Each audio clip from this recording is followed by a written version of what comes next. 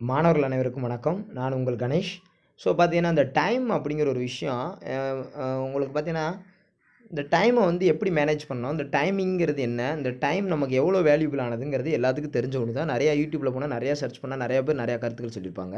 But simple இப்போ ஒரு தேர்வு எழுதுற மாணவர்கள் இருக்கீங்கல்ல, இப்போ ஒரு டிஎன்பிஎஸ்சி தேர்வு எழுதுறீங்க, ஒரு பப்ளிக் எக்ஸாம் எழுதுறீங்க. அந்த 3 மணி நேரம் அந்த டைமிங்க வந்து சரியா பயன்படுத்தணும். இப்ப நான் என்ன கேட்கிறேன்னா, ஃபர்ஸ்ட் நாளே மன உளைச்சலுக்கு பாதிக்கப்பட்டு, மைண்டெல்லாம் டென்ஷன் ஆகி, பயங்கர ப்ரெஷர்ல காலங்காத்தால போயி, அந்த எக்ஸாம் ஹால்ல உட்காந்து, உங்கனால 3 மாசம் படிச்சத பெர்ஃபெக்ட்டா உங்களால அங்க பண்ண முடியுமா?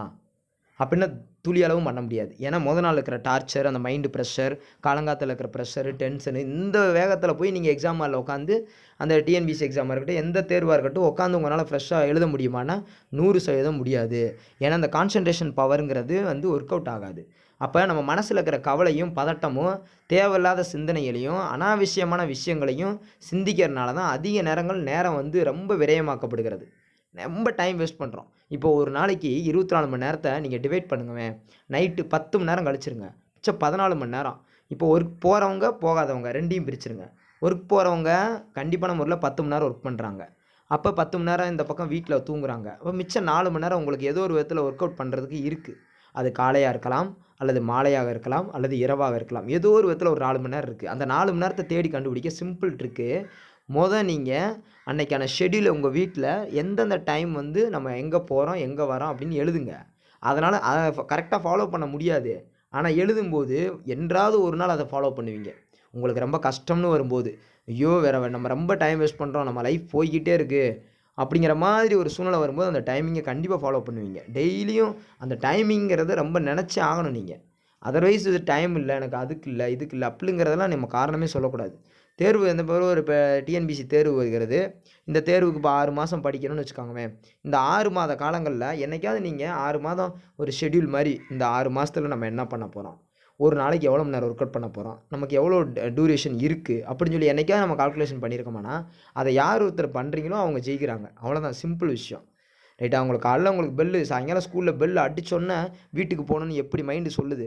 அதே மாரி ஆஃபீஸ்லேருந்து பெ வெ வெ கெளம்பி வெளிய வரும்பொழுது, அப்படியே பேசுறேன்னு கூட 1/2 மணி நேரம் 1 ஹவர் நிக்கக்கூடாது. கனவுகள் இருக்கிறவங்க, இந்த மாரி எனக்கு ஒரு கனவு இருக்கு. அது நிறைவேறுற வரைக்கும் உழைக்கணுங்கிறவங்க உடனே நிக்கக்கூடாது. உடனே டப்புன்னு கெளம்பி வந்துரணும் வீட்டுக்கு. லைட்டா ஒரு காஃபிய சாப்பிட்டு டக்குன்னு உடனே இது பண்ணிறணும். அந்த காஃபி சாப்பிடுற விஷயம்லாம் ஒரு கடைக்கு போய் காஃபி சாப்பிடுறது 1 ஹவர் ஆகுதுன்னா, அந்த காஃபியவே தூக்கி எறிஞ்சிரணும்.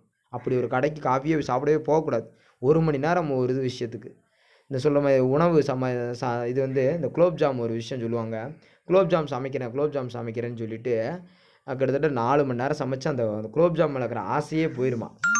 குலோப் ஜாம் மேல இருக்கிற ஆசையே போயிருமாம். அதுக்கப்புறம் அந்த குலோப் ஜாம் அதுக்குள்ள அந்த பையன் போய் டக்குன்னு ரூ. 10 குடுத்து, இந்த அம்மா வந்து குலோப் ஜாம் வந்து அது செஞ்சு, இது செஞ்சு, சீனி ஊத்தி, அது இதுன்னு சொல்லி ரூ. 200 செலவழிச்சு 10 குலோப் ஜாமும், 20 குலோப் ஜாம் செஞ்சு வச்சிருப்பாங்க. அவன் ரூ. 10க்கு ஒரு குலோப் ஜாம் வாங்கி சாப்பிட்டுப்புட்டு அடுத்த வேலைய நோக்கி ஓடிக்கிட்டே இருப்பான்.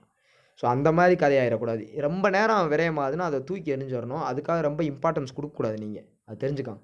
ஸோ எப்பயுமே படிப்பதற்கு உகந்த நேரம் அப்படின்னு நீங்க நெனச்சீங்கன்னா, காலை அதிகாலை அப்படிங்கிறாங்கல்ல. அது ஏன் அப்படி சொல்றாங்கன்னா, காலையில ரொம்ப மூளை வந்து ரொம்ப ஃப்ரெஷ்ஷா இருக்கும். நைட் ஏர்லி நீங்க வெள்ளனாவே தூங்கிட்டீங்கன்னா. ஆனா ஒரு சில பேருக்கு அது பழக்கமாகல. உடனே நீங்க அதுக்காக முயற்சி எடுத்து காலத்த வேஸ்ட் பண்ணாதீங்க. நைட்டு கூட நல்லா படிச்சுட்டு, காலையில நல்லா தூங்கிருங்க. அவ்வளோதான். ஆனா நல்லா இந்த மேக்ஸ்லாம் பார்க்குறது ஒரு மேம் சொல்லுவாங்க, "மதிய நேரங்கள்ல மேக்ஸ் பாருங்க. மதிய நேரங்கள்ல மேக்ஸ் பாருங்க. நைட்டு நேரங்கள்ல சயன்ஸ் படிங்க." ஏன் மதிய நேரங்கள்ல மேக்ஸ் படிக்கணும்னா, மேக்ஸ் பார்க்கும்போது தூக்கம் போயிரும். எப்படினாலும் அந்த கணக்குக்கு தீர்வு கிடைக்காம மூளை வேலை செஞ்சுக்கிட்டே இருக்கும். அதான் அது மூளையோட மிகப்பெரிய ஒரு பவரே மேக்ஸ்ல.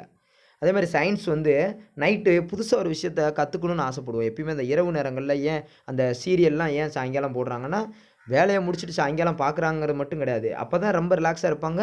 கவனம் அதிகமா இருக்கும். அந்த நேரங்கள்ல ஒரு ஈர்க்கிற மாரி படங்கள், அது இது பாட்டு, நியூஸ்ன்னு நெறைய போடுவாங்க. அது மாரி தான் நம்ம மூளைய நைட்டு நேரங்கள்ல அந்த சயன்ஸ்ன்னு ஒண்ணு படிக்கும்போது ரொம்ப ஈர்க்கப்படுகிறோம். காலை நேரத்தில அழகா ஒரு தமிழ் இந்த மாரி விஷயங்கள ஆரம்பிக்கும்போது, ரொம்ப ப்ரெசென்ட்டா, பாசிட்டிவா நம்ம ஆரம்பிக்கிறோம். ஆனா நம்ம செய்ற தப்பு என்னன்னா, ஒரு நாளைக்கு 4 பாடம், 10 பாடம், 20 பாடம்னு போகக்கூடாது. ஒரு நாளைக்கு 3 பாடம் அவ்வளதான். அல்லது 4 பாடம். சாரி 2 பாடம் அல்லது 3 பாடம், 4 பாடம் அவ்வளதான் போணும்.